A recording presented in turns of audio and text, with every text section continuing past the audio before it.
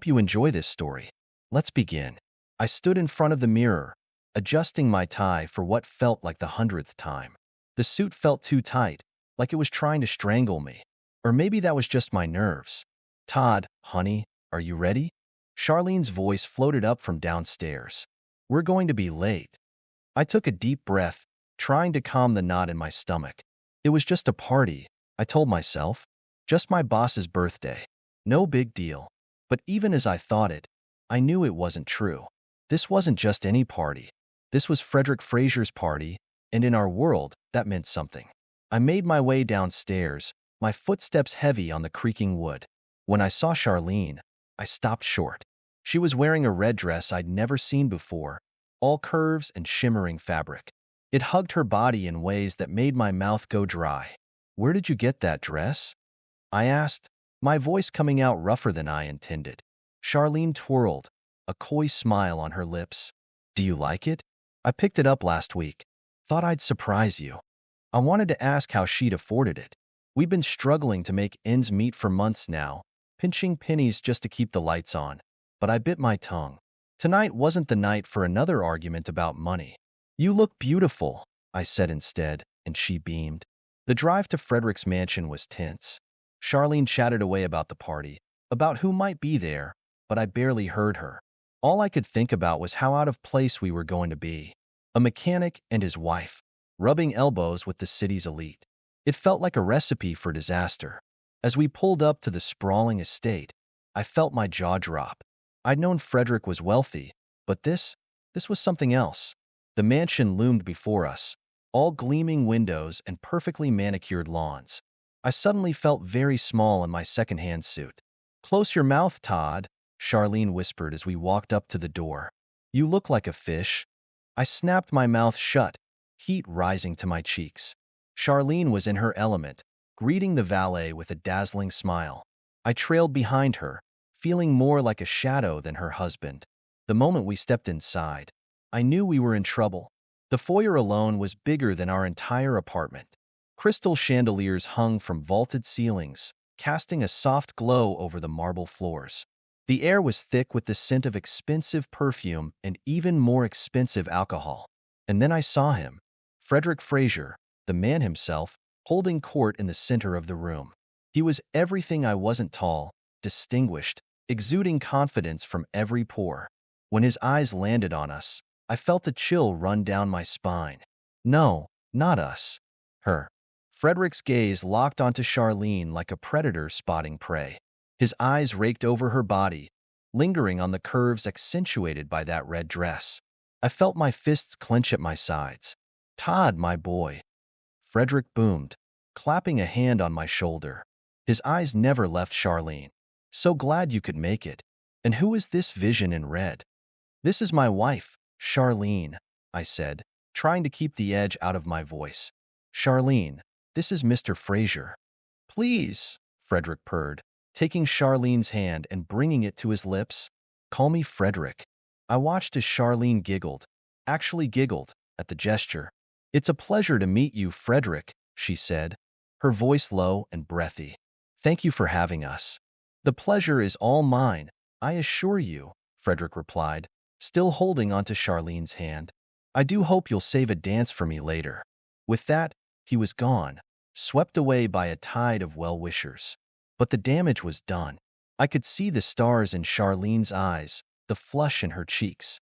She was enthralled. The next few hours were a blur of forced smiles and awkward small talk. I nursed the same glass of champagne all night, watching as Charlene flitted from group to group. She was in her element, laughing at jokes I couldn't hear, touching arms and batting eyelashes. Every now and then, I'd catch Frederick's eye across the room. He'd raise his glass to me, a smirk playing at the corners of his mouth. It was during one of these moments that Frederick called for everyone's attention. He stood on a small raised platform, champagne flute in hand, ready to make a toast. Friends, colleagues, esteemed guests, he began, his voice carrying easily over the crowd. I want to thank you all for coming tonight to celebrate my birthday. It means the world to me to be surrounded by such beauty. His eyes found Charlene in the crowd, and I felt my stomach turn. Speaking of beauty, Frederick continued, a mischievous glint in his eye. Todd, my boy, I've got to say your wife is absolutely stunning. How about letting me borrow her for the night as my birthday present? The crowd laughed, a nervous titter that set my teeth on edge. I felt the blood drain from my face. Surely he was joking. Surely Charlene would shut this down. But then I heard her voice, clear as a bell. Oh, Mr. Fraser, you charmer. I'm all yours tonight. Todd, honey, you can head home if you want. She winked at Frederick, who looked surprised but pleased. The room spun around me. This couldn't be happening. I pushed through the crowd, grabbing Charlene's arm perhaps a bit too roughly. We need to talk, I hissed, pulling her towards a quiet corner. What the hell was that? I demanded once we were alone. Charlene rolled her eyes, yanking her arm free. It was a joke, Todd. God, don't be so uptight. A joke? He basically just propositioned you in front of everyone, and you went along with it? It's called playing the game, Todd, she snapped. This is how people get ahead in life. Maybe if you learned to lighten up, we wouldn't be living paycheck to paycheck. Her words hit me like a slap. So that's what this is about? Money? It's about having a life, Todd. A real life, not just scraping by. She glanced over my shoulder, her eyes softening as she spotted something or someone in the crowd. It's just a party. Let me have some fun for once. With that, she brushed past me, heading back into the fray. I watched her go, feeling more alone than I ever had in my life. The rest of the night passed in a haze. I found a quiet corner and stayed there, nursing my drink and watching as Charlene danced and laughed with men who were everything I wasn't. Rich, powerful, confident. When it was finally time to leave, Charlene was flushed and giggly, hanging onto my arm more for balance than affection. The drive home was silent, the air between us heavy with unspoken accusations. That night was the beginning of the end, though I didn't know it then. In the weeks that followed, Charlene grew more distant, more secretive. She started working late at her part-time job at the modeling agency, sometimes not coming home until well after midnight. And when she did come home, well, that's when things really started to fall apart. It was a Tuesday night, nearly 3 weeks after Frederick's party. I was sitting on the couch, pretending to watch TV while really listening for the sound of Charlene's key in the lock. When she finally stumbled in at 1:30, I felt my heart sink. She was wearing a new outfit, something sleek and black that probably cost more than I made in a week. A delicate gold necklace glittered at her throat, catching the dim light from the TV. Hey, baby, she slurred, dropping her purse on the floor. Why are you still up? Waiting for you, I said, trying to keep my voice neutral. Late night at the agency? She hummed, kicking off her heels. Big shoot tomorrow. Had to get everything ready. I nodded, not trusting myself to speak. We both knew it was a lie. The modeling agency was a small-time operation, barely more than a hobby for Charlene. They didn't do shoots that required this kind of prep. As she stumbled towards the bedroom, her phone buzzed in her purse. Before I could stop myself, I reached for it. Todd. Charlene's voice was sharp, suddenly much more sober. What are you doing? I looked up at her, the phone clutched in my hand. Who's texting you at this hour, Charlene? That's none of your business, she snapped, snatching the phone away. God, when did you get so paranoid? The question hung in the air between us, heavy with implications. When indeed? Maybe when my wife started coming home in the middle of the night wearing clothes we couldn't afford. Maybe when she started lying to my face about where she'd been. But I didn't say any of that. Instead, I just shook my head and headed for the bedroom. I'm going to bed, I muttered. Good night, Charlene. As I lay there in the dark, listening to Charlene move around in the living room, I felt something inside me harden. I didn't want to believe it, but I couldn't ignore the signs anymore. Something was very, very wrong in my marriage. The next morning, I woke to the sound of the shower running. Charlene's side of the bed was untouched. She must have slept on the couch. I lay there for a moment, staring at the ceiling, before making a decision. It wasn't right, I knew that. But I had to know. Moving quietly, I slipped out of bed and into the living room. Charlene's purse was on the coffee table, her phone peeking out of the top. With shaking hands, I grabbed it. The screen lit up, revealing a string of notifications. My heart stopped as I read the most recent one. Can't wait to see you again. Beautiful. Last night was amazing. The message was from an unknown number, but I had a sinking feeling I knew exactly who it was from. I scrolled through the messages, each one more damning than the last. Flirtatious exchanges, hints at secret meetings, promises of lavish gifts. It was all there, laid out in black and white. The shower shut off, and I quickly put the phone back, my mind reeling. I retreated to the bedroom, feeling like the floor had dropped out from under me. Charlene walked in a few minutes later, wrapped in a towel. She barely glanced at me as she started getting dressed. I'm going to be late again tonight, she said, her back to me. Don't wait up. I nodded, not trusting my voice. As she left, I felt something inside me break.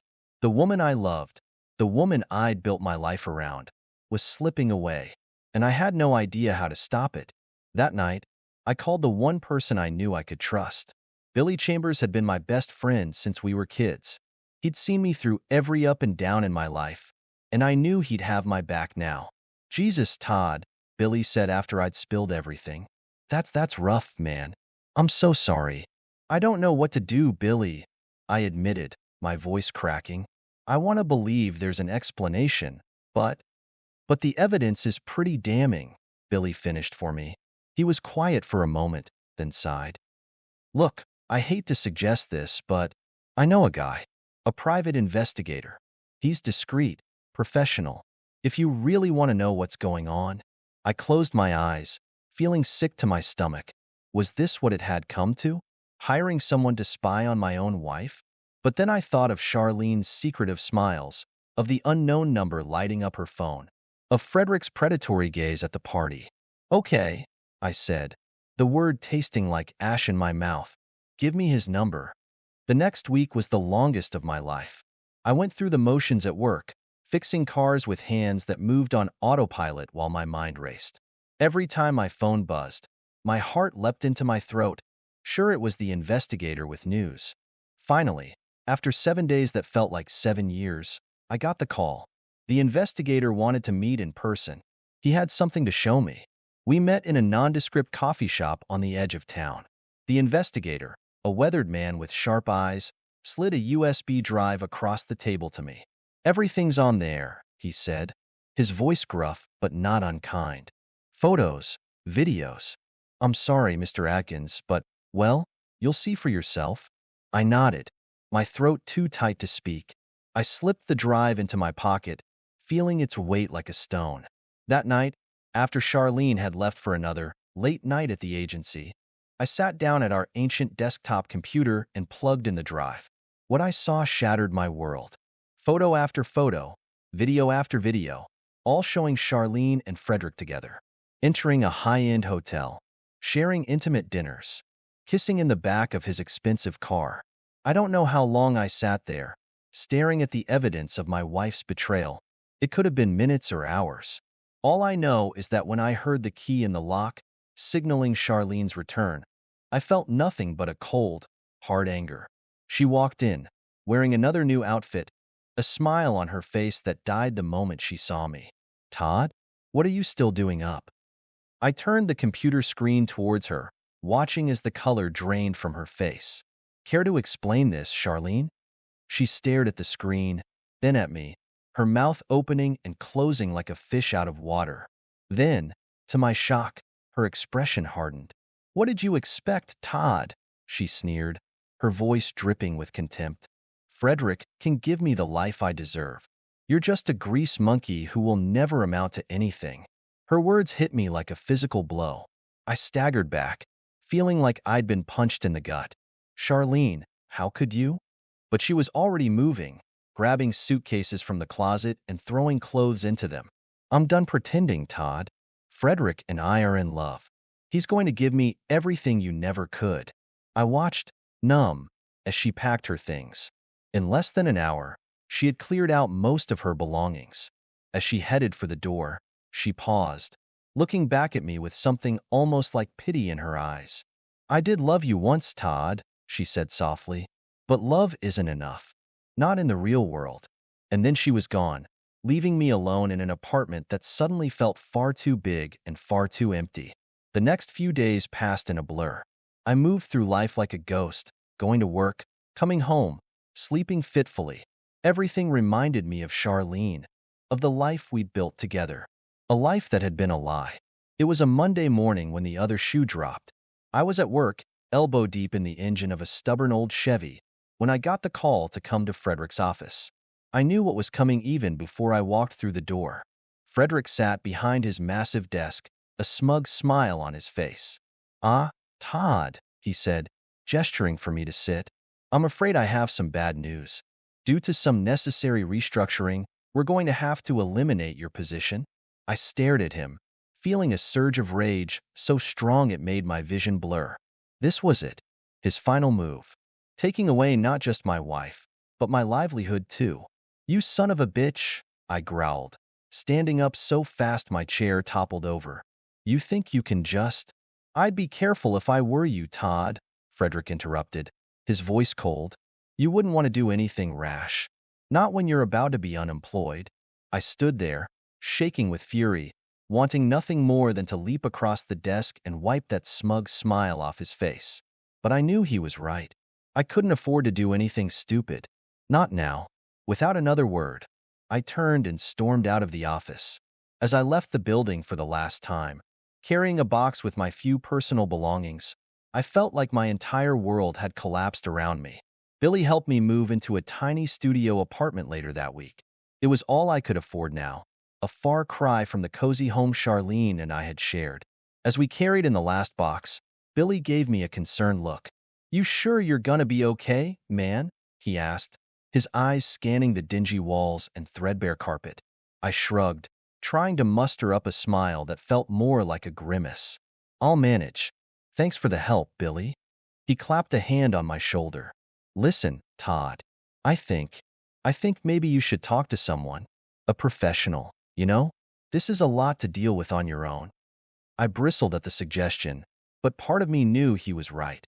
I felt hollowed out, like someone had scooped out my insides and left nothing but an empty shell.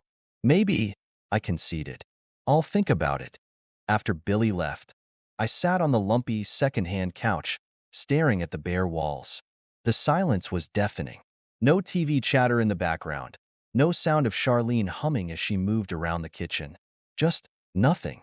I reached for my wallet, intending to order some takeout. My stomach dropped when I saw my bank card. I'd forgotten about our joint account. With shaking hands, I pulled out my phone and checked my balance. The screen blinked at me mockingly. $12.47. "No," I whispered, frantically refreshing the page. But the number didn't change. The account that should have held our savings, our rent money, everything, it was empty. Charlene had cleaned it out. One final betrayal to add to the list. I don't know how long I sat there, staring at that number. $12.47.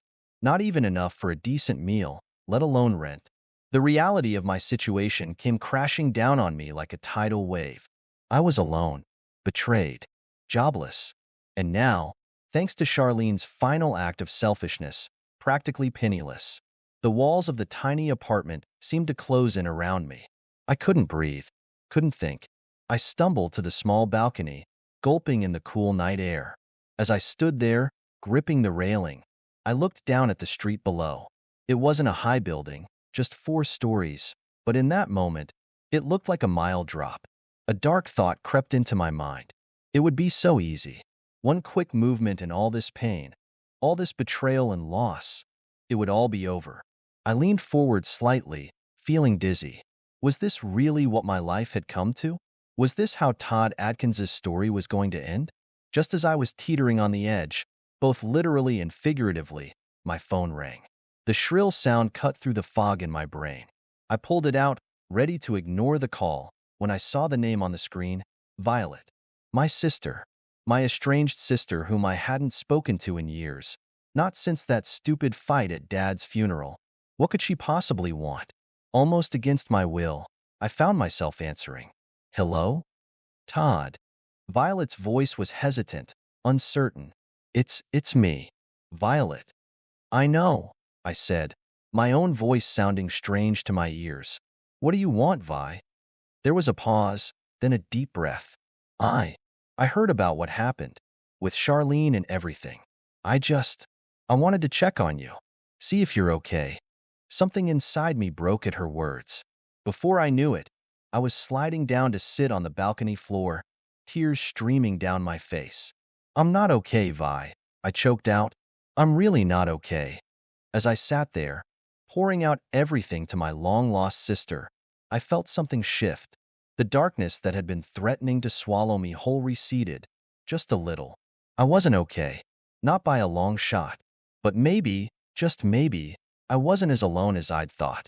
When I finally hung up, wiping the last of the tears from my face, I looked out at the city lights. The drop didn't seem so tempting anymore.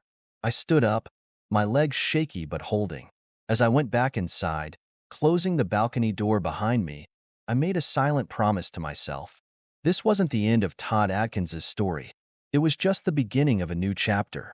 I woke up to the harsh buzz of my phone alarm, the sound grating against my eardrums like sandpaper. For a moment, I just lay there, staring at the cracked ceiling of my studio apartment. The events of the past few weeks crashed over me like a tidal wave, threatening to pull me under. But then I remembered Violet's voice on the phone, pulling me back from the edge. With a groan, I forced myself out of bed. Today was a new day, a new start. As I shuffled to the tiny kitchenette to make coffee, my phone buzzed again. A text from Violet. Got you an interview at Edmund's shop. 10 a.m. Don't be late. I stared at the screen, a mix of gratitude and anxiety churning in my gut. Part of me wanted to crawl back into bed, to hide from the world that had so thoroughly kicked my ass. But I knew I couldn't. I had to keep moving forward. An hour later, I found myself standing in front of Edmund Wagner's auto shop. It was a far cry from Frederick's gleaming, state-of-the-art facilities. This place had character, a bit rough around the edges, but solid. Like me, I suppose. Edmund himself was a bear of a man, with grease-stained hands and a no-nonsense demeanor. He looked me up and down as I entered his office, his expression unreadable. "So, you're Violet's brother," he said, his voice gruff. "She says you know your way around an engine." I nodded, trying to keep my voice steady. "Yes, sir. I've been working on cars since I was old enough to hold a wrench." He grunted, then tossed me a set of keys. "There's a '67 Mustang out back that's been giving us hell. Show me what you can do." For the next hour, I lost myself in the familiar world of engines and grease. It was like coming home after a long, painful journey. When I finally emerged, wiping my hands on a rag, Edmund was watching me with something like approval in his eyes. "Not bad, kid," he said. "Not bad at all. When can you start?" Just like that, I had a job. It wasn't glamorous, and the pay was a far cry from what I'd been making with Frederick.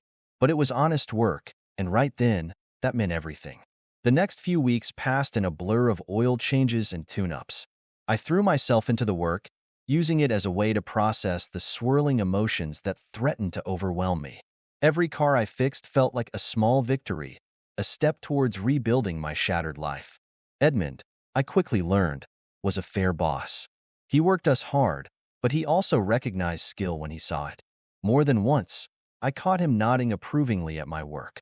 It was during one of these moments that I met Christine. She came bustling into the shop, arms full of computer parts, nearly tripping over her own feet. I reached out to steady her, catching a whiff of lavender and motor oil.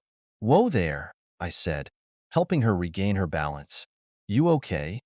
She looked up at me, pushing her glasses back up her nose. "Yeah, thanks. I'm Christine. I'm here to update the computer systems." I introduced myself, and we fell into an easy conversation. She was working part-time at the shop to pay for her computer science degree.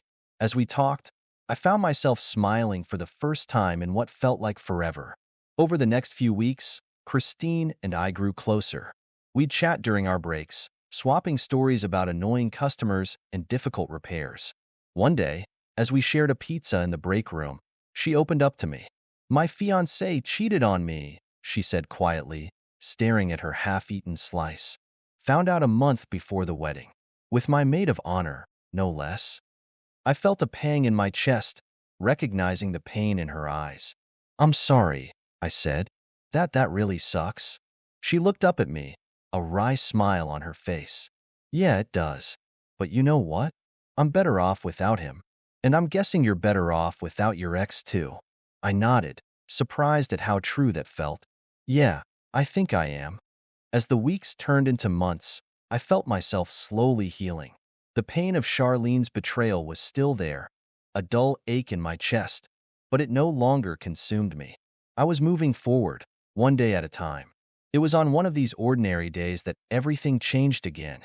I was elbow deep in the engine of a stubborn old Ford when I overheard Edmund on the phone in his office.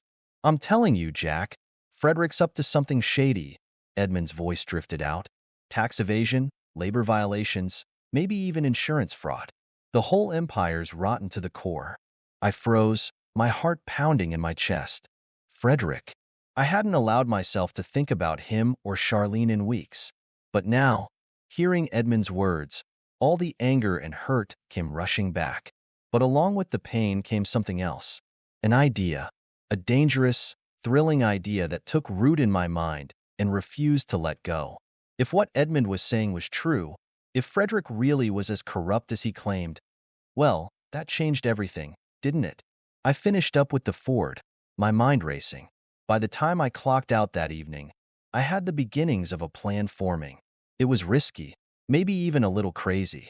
But for the first time since Charlene left, I felt truly alive. That night, I couldn't sleep. I paced my tiny apartment, the plan taking shape in my mind. I knew I couldn't do this alone. I'd need help, expertise I didn't have. My thoughts turned to Christine. With her computer skills, she could be invaluable. But could I trust her with something like this? Would she even want to get involved? The next day at work, I watched her as she fiddled with the shop's ancient computer system, muttering curses under her breath. Before I could talk myself out of it, I approached her. Hey, Christine, I said, trying to keep my voice casual. Can we talk? Somewhere private? She looked up at me, curiosity in her eyes. Sure, Todd. Everything okay? We slipped out to the alley behind the shop. I took a deep breath, then spilled everything. Frederick, Charlene, the affair, losing my job, and finally, my plan to expose Frederick's illegal activities. When I finished, Christine was quiet for a long moment. I held my breath, waiting for her to tell me I was crazy, that she wanted nothing to do with this. Instead, she grinned. I'm in. Let's take this bastard down. I felt a weight lift off my chest. Really? You'll help? She nodded, a determined glint in her eye. Oh yeah, I've got some experience with cheaters, remember?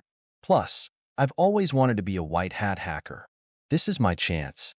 Over the next few weeks, Christine and I worked tirelessly on our plan. She set up a secure system for me to access Frederick's emails, using her advanced IT skills to ensure we wouldn't be detected. Every night after work, I'd sit at my rickety kitchen table, poring over Frederick's emails. What I found made my blood boil. Tax evasion, fraudulent insurance claims, labor law violations. It was all there, laid out in black and white. Jesus, I muttered one night, staring at a particularly damning email. His whole empire is built on lies. Christine, who was working on encrypting our findings, looked up from her laptop. You okay, Todd? Feeling a mix of anger and something like vindication. Yeah, I can't believe I never saw it before. All those years working for him, and I had no idea. She reached out, squeezing my arm gently. Hey, don't beat yourself up. Guys like Frederick, they're good at hiding this stuff. That's why we're going to expose him. I nodded, grateful for her support. You're right. Let's do this. With Christine's help, we anonymously tipped off the IRS and local news outlets about Frederick's activities. We provided enough information to spark investigations without revealing our identities. As satisfying as it was to set these wheels in motion, I knew we needed more. Personal information that could really nail Frederick to the wall. That's when I remembered Charlene's sister, Bridget. We'd only met a handful of times during my marriage to Charlene, but I remembered her as being different from her sister. More grounded, less obsessed with status and money. It took some digging, but I finally managed to track down her number. My hand shook slightly as I dialed, not sure what to expect. Hello? Bridget's voice was wary. Bridget? It's Todd. Todd Atkins. I was married to your sister. I know who you are, Todd. She cut me off. What do you want? I took a deep breath. I need to talk to you. About Charlene. It's important. There was a long pause. Then, fine. There's a coffee shop on 5th and Main. Meet me there tomorrow at 2. The next day, I sat nervously in the coffee shop, fidgeting with my cup. When Bridget walked in, I almost didn't recognize her. She looked older, more tired than I remembered. Thanks for meeting me, I said as she sat down. She shrugged, not quite meeting my eyes. What's this about, Todd? I haven't spoken to Charlene in years. I leaned forward, lowering my voice. I need to know about Charlene's past. Her patterns. I think she might be involved in something illegal. Bridget's eyes widened slightly, then she let out a bitter laugh. Oh, Todd, you really had no idea what you were getting into with her, did you? Over the next hour, Bridget painted a picture of Charlene that made my stomach churn. A history of affairs with wealthy men, a pattern of using people for financial gain. It was like looking at a funhouse mirror version of the woman I thought I'd married. I should have warned you, Bridget said, regret heavy in her voice. Before the wedding, I hoped she'd changed. I shook my head, feeling a strange mix of anger and pity. It's not your fault, Bridget. Charlene made her own choices. As we were about to leave, Bridget grabbed my arm. Listen, Todd. I want to help. I can try to reconnect with Charlene, see what I can find out about her situation with Frederick. Maybe it'll be useful for whatever you're planning. I stared at her, surprised by the offer. You do that? She nodded, a determined look in her eye. Yeah, it's time I stopped standing by while Charlene hurts people. As I left the coffee shop, I felt a renewed sense of purpose. We were getting closer. I could feel it. But I knew we still needed more. More evidence, more insider information. That's when I had another idea. A risky one, but potentially game-changing. Cynthia Frazier, Frederick's wife. I'd only met her a handful of times at company events, but I remembered her as a quiet, sad-eyed woman who always seemed to be in Frederick's shadow. If anyone had dirt on Frederick, it would be her. But how to approach her without raising suspicion? I couldn't just walk up to her as Todd Atkins, Frederick's former employee. I needed a disguise, a new identity. That night, I stood in front of the bathroom mirror, scissors in hand. I took a deep breath, then began to cut. Chunks of my hair fell into the sink as I worked, transforming my appearance. When I was done, I barely recognized myself. My usual shaggy hair was now short and neatly styled. I'd grown a short beard, and with the contacts I'd bought to replace my usual glasses, I looked like a different person entirely. The next step was to engineer a chance meeting with Cynthia. It took some digging, but I managed to find out that she frequented a small cafe near their home. Perfect. The following afternoon, I sat in the cafe, nursing a coffee and trying to look casual. My heart was pounding so hard I was sure everyone could hear it. And then she walked in. Cynthia Frazier looked even more worn down than I remembered. She ordered a tea and sat at a table near mine, pulling out a book. Taking a deep breath, I stood up and approached her table. Excuse me, I said, putting on my best charming smile. I couldn't help but notice the book you're reading. It's one of my favorites. She looked up, startled. For a moment, I was afraid she'd recognize me. But then she smiled, a small, hesitant thing. Oh, you've read it? I nodded, launching into a discussion about the book. It was one I'd actually read years ago, thankfully. As we talked, I could see her relax, opening up bit by bit. I'm Edmund, by the way, I said, using my boss's name as an alias. Mind if I join you? She gestured to the empty chair across from her. Please, I'm Cynthia. Over the next hour, we talked about books, music, art. I was careful to keep the conversation light, to present myself as nothing more than a friendly stranger. As she was getting ready to leave, Cynthia paused. This was nice, she said, sounding almost surprised. I don't often get to just talk like this. I smiled, feeling a twinge of guilt at my deception. I enjoyed it too. Maybe we'll run into each other again sometime. She nodded, a hint of hope in her eyes. I'd like that. As I watched her leave, I felt a mix of triumph and unease. The plan was working, but at what cost? How far was I willing to go to bring Frederick down? But then I remembered Charlene's cruel words, Frederick's smug face as he fired me. I'd come too far to back down now. Over the next few weeks, I orchestrated several more accidental meetings with Cynthia. Each time, she opened up a little more, sharing bits and pieces of her life. It was during our fifth meeting that she finally broached the subject of her marriage. We were sitting in the park, feeding ducks, when she suddenly said, Edmund, can I tell you something? Something I've never told anyone? I nodded, my heart racing. Of course, Cynthia. You can tell me anything. She took a deep breath, then began to speak. She told me about Frederick's affairs, his controlling behavior, the way he used his connections to silence anyone who threatened him. With each word, I felt my anger towards Frederick grow. I'm so sorry, Cynthia, I said when she finished, reaching out to squeeze her hand. You don't deserve any of that. She gave me a watery smile. Thank you for listening, Edmund. It, it means more than you know. As I left the park that day, I felt a mix of emotions. Triumph at the information I'd gained, guilt at the way I'd gained it, and a growing sense of protectiveness towards Cynthia. That night, as I relayed everything to Christine, she looked at me with concern. Todd, she said softly, be careful. Don't get too emotionally involved. Remember why we're doing this. I nodded, knowing she was right. But as I lay in bed that night, I couldn't shake the image of Cynthia's sad eyes from my mind. The next day, I made a decision. I called Billy, my old friend who'd helped me move. Hey man, I said when he picked up. I need a favor. Something off the books. Billy, bless him, didn't even hesitate. What do you need, Todd? I took a deep breath. I need a recording device. Something small, easy to hide. There was a pause on the other end of the line. Then, all right. I won't ask why. Come by my office this afternoon. That evening, as Cynthia and I sat in the cafe, I felt the weight of the tiny recorder in my pocket. Cynthia, I said carefully, I know this might sound strange, but would you be willing to talk about Frederick again? On record this time? She looked at me, confusion and a hint of fear in her eyes. Why? I took a deep breath, then told her a version of the truth, that I was gathering evidence of Frederick's misdeeds, that I wanted to help her escape his control. For a long moment, she was silent. Then, slowly, she nodded. Okay, she whispered. Let's do it.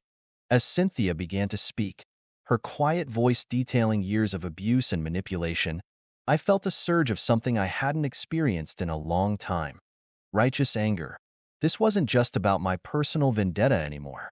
It was about justice, about protecting people like Cynthia from monsters like Frederick. For over an hour, Cynthia poured out her heart. She spoke of Frederick's controlling behavior, his threats, his affairs, including the current one with Charlene. But more than that, she revealed details about his business practices that made my blood run cold. Bribery, intimidation, fraud on a scale I hadn't even imagined. When she finally finished, her eyes red and puffy from crying, I reached out and gently squeezed her hand. Thank you, Cynthia, I said softly. I know how hard that must have been. She gave me a watery smile. Thank you for listening, Edmund, for believing me. As I left the cafe that night, the weight of the recorder in my pocket felt heavier than ever. I had what I needed now, more than enough to bring Frederick down. But at what cost? The guilt of my deception gnawed at me. Back in my apartment, I played the recording for Christine. Her eyes widened as she listened, her fingers flying over her keyboard as she took notes. This is it, Todd, she said when it was over. This, combined with the financial records we've gathered, it's enough to bury Frederick 10 times over. I nodded, a mix of emotions swirling in my chest. Yeah, it is. She looked at me, concern in her eyes. Are you okay? You don't seem as excited as I thought you'd be. I sighed. I feel guilty, I guess. Cynthia trusted me, or rather, she trusted Edmund, and I betrayed that trust. Christine was quiet for a moment. Then she said, look at it this way, Todd. By doing this, you're helping Cynthia. You're giving her a way out, a chance at freedom from Frederick. Sometimes, the right thing and the easy thing aren't the same. Her words helped, but didn't completely ease the knot in my stomach. Still, I knew we had to move forward. We were too close to back out now. Over the next few days, Christine and I worked tirelessly to compile all our evidence. Financial records, email exchanges, Cynthia's testimony. We organized it all into a damning dossier of Frederick's crimes. Then, with shaking hands, I made the anonymous tips. To the IRS, detailing Frederick's tax evasion and fraud. To the Department of Labor, outlining his violations of labor laws. And finally, to several local news outlets, providing just enough information to pique their interest without revealing our identities. For a week, nothing happened. I went to work at Edmund's shop, my nerves on edge, jumping every time my phone buzzed. Christine kept tabs on Frederick's emails, watching for any sign that he suspected something was amiss. Then, on a Tuesday morning, it all exploded. I was at work, changing the oil on a beat-up Chevy, when Christine came rushing into the shop. Her face was flushed with excitement. "Todd," she hissed, grabbing my arm. "It's happening. Turn on the news." We huddled around the small TV in the break room, watching in awe as the story unfolded. The IRS had launched a full-scale investigation into Frederick's business empire. Several of his accounts had been frozen. Local news was running exposés on his fraudulent activities, featuring anonymous testimonies from employees and business associates. As I watched Frederick's carefully constructed world crumble on live TV, I felt a surge of vindication, but it was tempered by a nagging worry. This was only the beginning, and Frederick was a man with resources. He wouldn't go down without a fight. My fears were confirmed later that evening when I received a frantic call from Bridget, Charlene's sister. "Todd," she said, her voice tight with worry. "I just talked to Charlene. She's panicking. Apparently, Frederick's accusing her of trying to steal from him. Things are getting ugly over there." I felt a twinge of concern for Charlene, despite everything. "Is she okay?" Bridget sighed. "Physically, yes, but she's scared. Frederick's becoming paranoid, lashing out at everyone around him. And, Todd, he's convinced you're behind all this." My blood ran cold. "What? How?" "I don't know, but Charlene said he's hired some sketchy private investigator to look into you. Be careful, Todd." After hanging up, I paced my small apartment, my mind racing. Had I slipped up somewhere?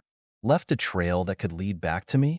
I called Christine, filling her in on what Bridget had told me. She listened quietly, then said, "Don't panic, Todd. We were careful. There's no way Frederick can prove anything." I wanted to believe her, but a seed of doubt had been planted. As I tried to sleep that night, I couldn't shake the feeling that things were about to get a lot more complicated. The next few days were tense.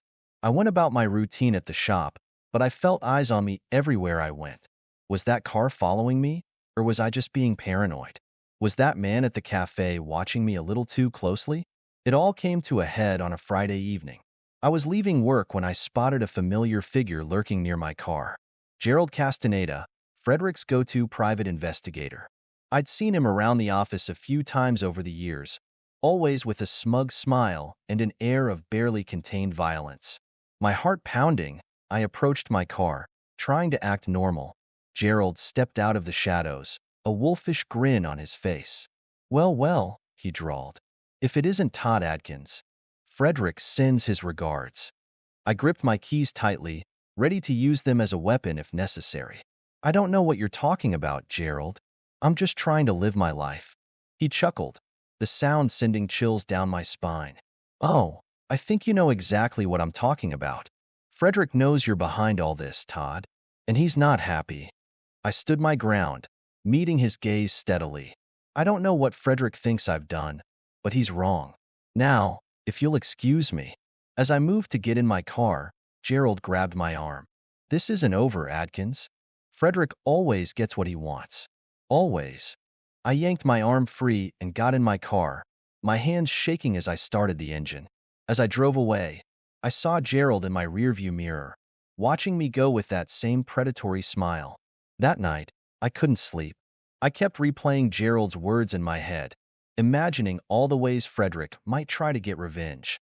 By the time dawn broke, I'd made a decision. It was time to end this, one way or another.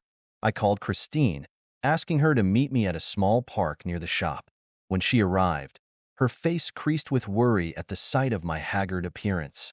"Todd, what's going on?" she asked as we sat on a bench, away from prying ears. I took a deep breath, then told her about my encounter with Gerald.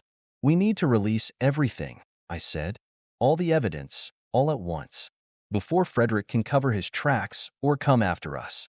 Christine bit her lip, considering. "It's risky. Once we do this, there's no going back." "Are you sure?" I nodded, feeling a sense of determination. "I'm sure. It's time to end this." We spent the next few hours hunched over Christine's laptop, compiling all our evidence into one massive file. Emails, financial records, Cynthia's testimony, everything we had gathered over the past months. Just as we were about to hit send, my phone rang. It was Cynthia. "Edmund?" Her voice was shaky, frightened. I need help. Frederick. He's gone crazy. He's accusing me of having an affair, of betraying him. I'm scared." My heart dropped. In our rush to bring Frederick down, I'd forgotten about the potential fallout for Cynthia. "Where are you?" I asked urgently. "I'm at home.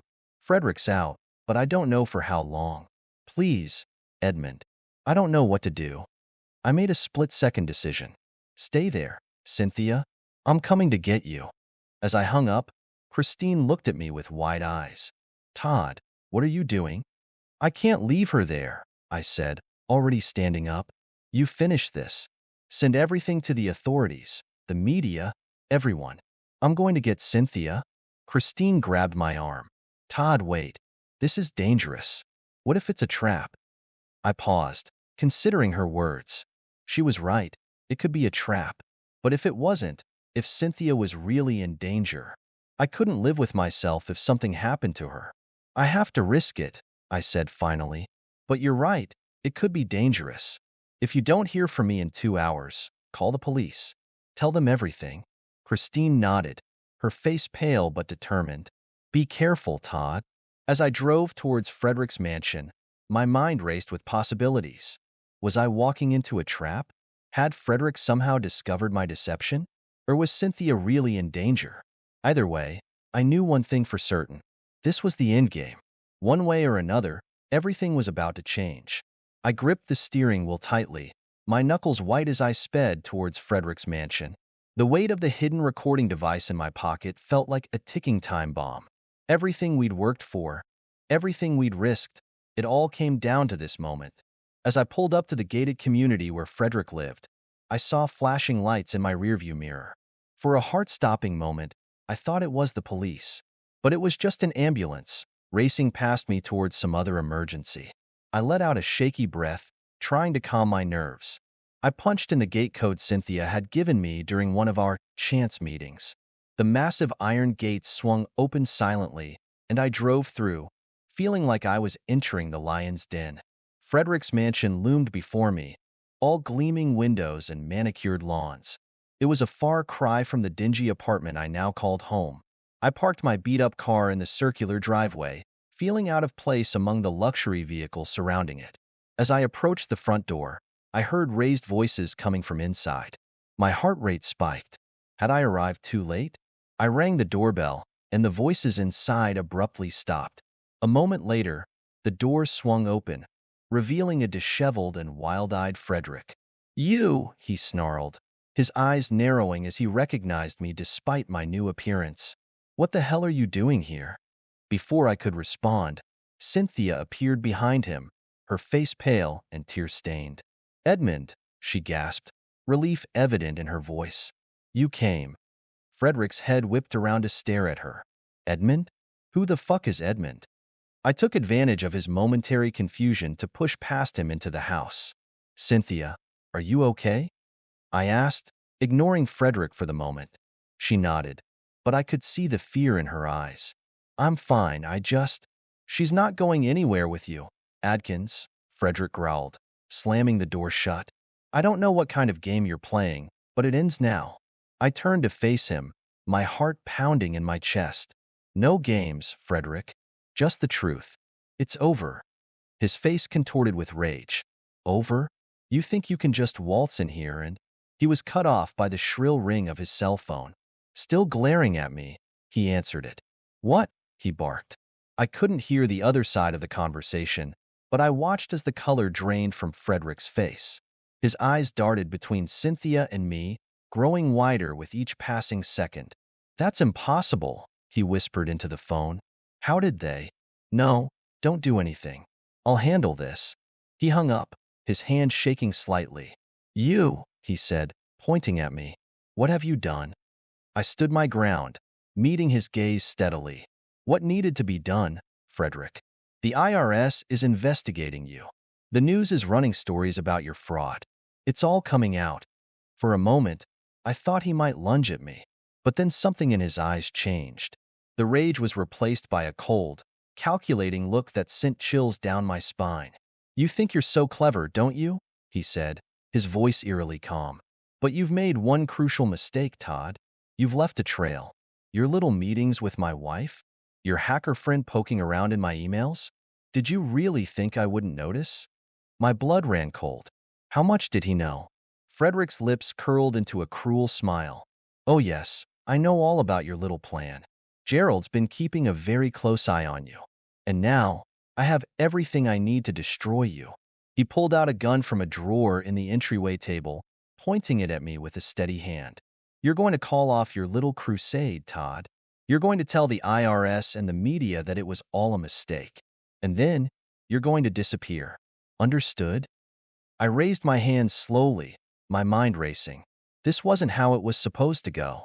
Where were the police? Why hadn't Christine sent the evidence yet? Frederick, Cynthia's voice trembled as she spoke. Please, put the gun down. This isn't the way. He turned to her, his eyes blazing. Shut up. You're just as bad as him. Sneaking around behind my back, plotting against me. Did you really think I wouldn't find out about your little affair?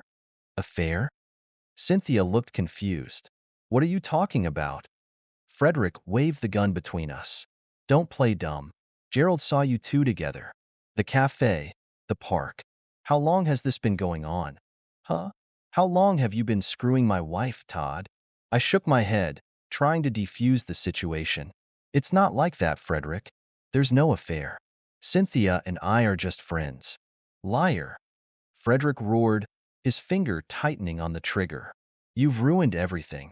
My business, my reputation, my marriage. Well, if I'm going down, I'm taking you with me. Time seemed to slow down. I saw Frederick's fingers start to squeeze the trigger. I heard Cynthia scream. And then, suddenly, the room was filled with the sound of breaking glass and shouting voices. Police. Drop the weapon. The next few minutes were a blur of motion and noise. Police officers swarmed into the room, tackling Frederick to the ground.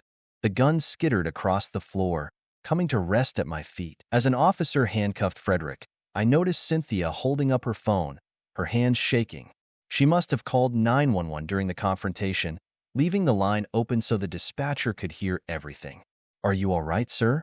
A young officer approached me, his hand on his holster. I nodded, still in shock. Yeah, I'm okay. As the officers led Frederick out, he suddenly broke free, lunging towards his discarded gun. Without thinking, I dove for it, grabbing it just before he could reach it. Frederick's face contorted with rage and desperation. For a moment, I thought he might try to wrestle the gun from me. But then, his expression changed. The fight seemed to drain out of him all at once. It's over, he said, his voice barely above a whisper. It's all over. As the police restrained him again, Frederick began to shout, his words tumbling out in a frenzied confession. The tax evasion, the fraudulent claims, the bribes, I did it all. And I'd do it again. You're all just jealous of my success. I watched in stunned silence as they led him away, his ranting fading as he was put into a police car. It was surreal. After all these months of planning and scheming, it was finally over. Cynthia approached me, her face pale but determined. I recorded everything, she said, holding up her phone, from the moment you arrived. It's all here, Frederick's threats, his confession. It's over, Todd. We did it. I felt a wave of relief wash over me, so strong it nearly brought me to my knees. Yeah, I said, my voice hoarse. We did it. The next few days passed in a whirlwind of police statements and media frenzy. Cynthia's recording went viral, exposing Frederick's true nature to the world. Combined with the evidence Christine and I had gathered, it was more than enough to ensure Frederick would be going away for a very long time. I was hailed as a hero by some, a vigilante by others, but I didn't care about any of that. All I felt was an overwhelming sense of relief. The nightmare was finally over. It was a week after Frederick's arrest when I received an unexpected visitor at my apartment. I opened the door to find Charlene standing there, looking nothing like the glamorous woman who had left me all those months ago. Todd, she said, her voice soft and hesitant. Can we talk? I let her in, more out of shock than anything else. She perched on the edge of my threadbare couch, looking around the tiny apartment with something like regret in her eyes. I've been thinking a lot about what happened, she began. About us. About the mistakes I made. I'm sorry, Todd, for everything. I stood there, leaning against the wall, watching her carefully. Once upon a time, I would have given anything to hear those words from her. But now, I've changed, she continued, her eyes pleading. I've seen the error of my ways. Frederick, the lifestyle, all of it, it was empty, meaningless. What we had that was real. Maybe we could try again? For a moment, I was tempted. The familiar pull of our shared history, the comfort of the known. But then I thought of everything that had happened. Of Christine's unwavering support, of Cynthia's bravery, of my own growth. No, Charlene, I said, my voice gentle but firm. What we had, it's in the past. And that's where it needs to stay. She looked stunned, as if the possibility of me refusing her had never crossed her mind. But Todd, I shook my head. I deserve better, Charlene. We both do. I hope you find whatever it is you're looking for, but it's not with me. Not anymore. As I showed her out, I felt a weight lift off my shoulders. It was like closing a chapter of my life, one that had been left unfinished for too long. The next day, I filed for divorce, citing irreconcilable differences. To my surprise, the proceedings were relatively smooth. Charlene, now under investigation herself for her role in Frederick's crimes, agreed to my terms without much fuss. I suspected she was more concerned with saving her own skin than fighting over our meager shared assets. As I signed the final papers, I felt a mix of emotions. Sadness for the end of what had once been a loving relationship, anger at the betrayal and pain I had endured. But mostly, I felt hope. Hope for the future, for new beginnings. That hope began to take shape in the weeks that followed. With the settlement money from Frederick's company and the rewards from the whistleblower programs, I had enough to start thinking about opening my own auto shop. Edmund, bless him, was nothing but supportive. You've got the skills, Todd, he told me one day as we closed up the shop. And more importantly, you've got the integrity. This town could use a mechanic they can trust. With his encouragement and the help of my newfound support system, I started putting together a business plan. Violet helped me scout locations. Billy advised me on security measures. Christine set up my computer systems, ensuring everything was top-notch. And Cynthia, well, Cynthia became an unexpected source of strength through it all. Our friendship, built on a foundation of mutual support and understanding, had grown into something I treasured deeply. Finally, after months of hard work and planning, the day of the grand opening arrived. I stood in front of my new shop, the sign reading, Adkins Auto Repair, gleaming in the morning sun. Violet was there, beaming with pride. Billy stood next to her, his usual gruff demeanor softened by a rare smile. Christine was fiddling with the computer at the front desk, ensuring everything was perfect. Edmund had closed his own shop for the day to be here, a gesture that touched me deeply. And Cynthia stood by my side, her hand resting gently on my arm in a show of support. As I prepared to cut the ribbon, I looked at the faces of these people who had become my family. People who had stood by me through the darkest times of my life, who had helped me find the strength to not just survive, but thrive. Thank you all for being here, I said, my voice thick with emotion. This means more to me than I can say. Violet stepped forward, wrapping me in a tight hug. "We're proud of you, little brother," she whispered. As I cut the ribbon, cheers erupted from the small crowd that had gathered. In that moment, looking at my new shop and surrounded by people who genuinely cared for me, I felt a sense of peace I hadn't experienced in years. The path that had led me here had been painful, filled with betrayal and hardship. But standing there, I realized that every step of that difficult journey had been necessary. It had shaped me, strengthened me, led me to this moment. This wasn't the life I had imagined for myself all those months ago. It was better, more authentic, more fulfilling. As I unlocked the doors of my shop for the first time, ready to welcome my first customers, I felt a sense of excitement for the future. Whatever challenges lay ahead, I knew I could face them. After all, I had survived the worst life could throw at me. I had faced my demons, confronted my fears, and come out stronger on the other side. This was just the beginning of a new chapter. And for the first time in a long time, I couldn't wait to see what the next page would bring. This is where our story comes to an end. Share your thoughts in the comments section. Thanks for your precious time. If you enjoyed this story, then please make sure you subscribe to this channel. That would help me a lot. Click on the video you see on the screen, and I will see you there.